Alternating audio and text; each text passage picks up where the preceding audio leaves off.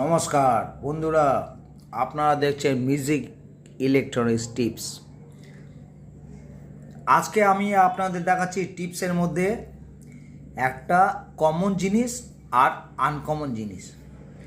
এই আনকমন জিনিসের মধ্যে আপনাকে একটা জিনিস দেখাচ্ছি, একটা রেজিস্ট্যান্স, যেটা রেজিস্টারে কাজে লাগে। বুঝতে পারছেন?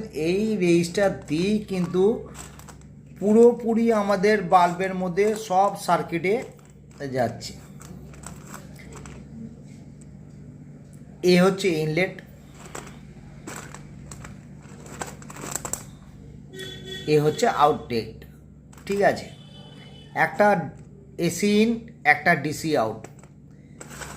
এবার এতগুলো রেজিস্টারের মধ্যে আপনার ডায়োড লাগছে, ফাংশন লাগছে, সব কিছু লাগছে। এইগুলোর পেছনে একটাই কারণ, আপনার শেখার জন্য কোনটা দরকার। ফার্স্ট থিং হচ্ছে আপনি ইউজ করবেন কি, একটা এলইডি লাইটটা। এই দেখুন, এইটা 1.5 ভোল্ট হতে পারে, 1 ভোল্ট হতে পারে, 5 ভোল্ট হতে পারে, ঠিক আছে, 4.5 ভোল্ট হতে পারে। কিন্তু এর জন্য একটা রেজিস্ট্যান্স দরকার। যে রেজিস্ট্যান্স আপনি ইউজ করবেন সেই রেজিস্ট্যান্সটা কতটা আপনার ওয়াটেজ দেবে। এই ওয়াটেজ ইউজ করার জন্য আপনার দরকার হচ্ছে কি, কালার কোড। আপনাকে প্রথম জানতে হবে যে কোন রেজিস্টারের জন্য কোন কালার কোডটা আমার দরকার। ঠিক আছে, যদি কোয়ার্টার ওয়াট হয় তো কোয়ার্টার ওয়াটে বাল্বটা কেটে যাবে। ঠিক আছে, আপনি যদি 1 ওয়াটের বাল্ব ইউজ করতে চান, যেটা এলইডি আপনার চাই, তো আপনি দেখবেন যে হ্যাঁ 1 ওয়াট কোনটা ইউজ করতে পারে।